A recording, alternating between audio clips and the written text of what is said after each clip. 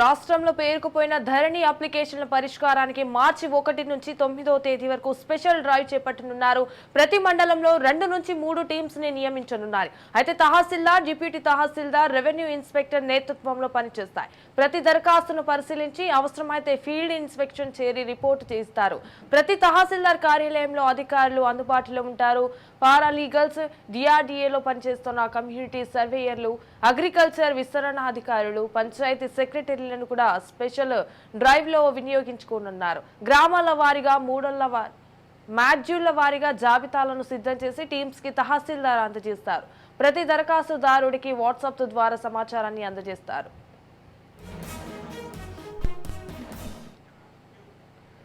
రైట్గా దీనిపై మరింత సమాచారం మా ప్రతినిధి విక్రాంత్ ఫోన్ ఇన్ లో అందిస్తారు. విక్రాంత్, చెప్పండి.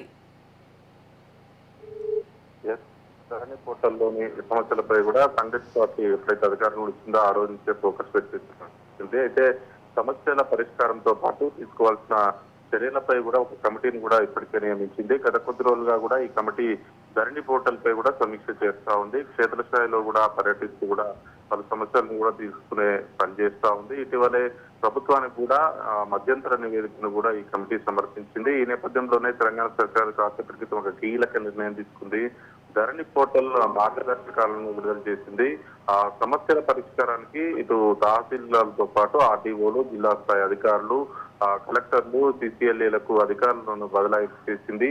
ఏ స్థాయి అధికారికి ఎలాంటి అధికారాలు ఉంటాయో మార్గదర్శకాల్లో క్షుణ్ణంగా కూడా వెల్లడించడం జరిగింది. ప్రభుత్వం మార్గదర్శకాల ఫలితంగా కూడా పెండింగ్ లో ఉన్నటువంటి దరఖాస్తులకు ఎట్టకేలకు మోక్షం కలిగే అవకాశం కనిపిస్తా ఉంది. మార్చి 1వ తారీఖు నుంచి కూడా వారం రోజుల పాటు జరిగేటువంటి ధరణి సమస్యల పరిష్కారానికి రాష్ట్ర వ్యాప్తంగా సదస్సులు నిర్వహించనుంది తెలంగాణ ప్రభుత్వం. దానికి సంబంధించి ఇటు తహసీల్దార్లు, ఆర్డీఓలు, అడిషనల్ కలెక్టర్లతో పాటు కలెక్టర్ల సమక్షంలో కమిటీలు ఏర్పాటు కానున్నాయి. కరెక్షన్ చేసిన అప్లికేషన్ల వివరాలను ఎలక్ట్రానిక్ రికార్డ్స్ లో కూడా భద్రపరచనున్నారు.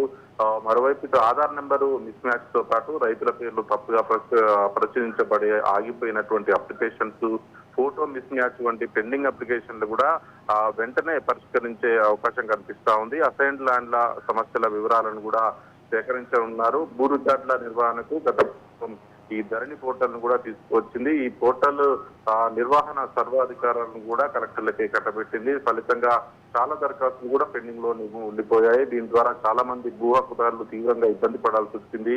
ఏ చిన్న సమస్య వచ్చినా కానీ కలెక్టర్ వరకు వెళ్లే అవకాశం ఉన్నందున రైతులు తీవ్ర ఇబ్బందులు పాలేదని చెప్పుకోవచ్చు. కలెక్టర్లకు మిగతా పాలనాధికారమైన సంబంధాలు ఉన్న నేపథ్యంలో కూడా ప్రతి రైతు కూడా ఇటు కలెక్టర్ల చుట్టూ కూడా ప్రదక్షిణలు చేసిన పరిస్థితి కనిపించింది. ఈ నేపథ్యంలోనే ఎప్పుడైతే కాంగ్రెస్ ప్రభుత్వం వచ్చిందో ఆ తర్వాత ధరణి కమిటీపై ధరణిపైన సమస్యలపైన కూడా నిఘా పెంచింది. ఈ నేపథ్యంలోనే ధరణిపై ఒక కమిటీ వేసి కూడా కమిటీ గ్రౌండ్ లెవెల్లో పరిశీలించి కూడా ఈ మధ్య ఒక మధ్యంతర నివేదిక ఇచ్చింది. ఈ నివేదిక ఆధారంగానే ఇటీవల జరిగినటువంటి ధరణి సమావేశంలో కూడా కీలక నిర్ణయాలు తీసుకుపోతున్నట్టు కూడా ముఖ్యమంత్రి స్వయంగా వెల్లడించిన నేపథ్యంలో కూడా దాన్ని ఈ రోజు కూడా క్షేత్రస్థాయికి మాత్రం తీసుకోవడం.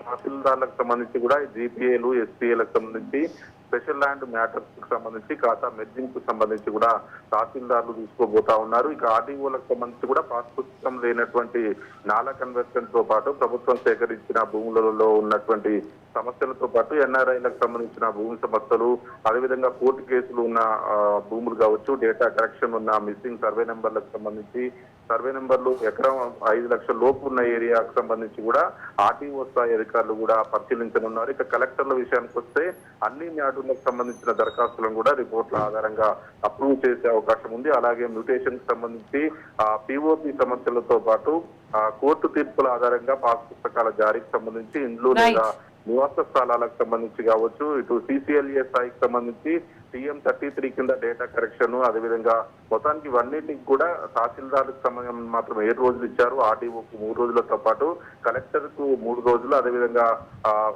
అదనపు కలెక్టర్ కు 3 రోజులతో పాటు కలెక్టర్లు 7 రోజుల్లో కూడా ఇది పరిశీలించే అవకాశం మాత్రం కనిపిస్తా ఉంది. Right, thank you for the updates Vikrant.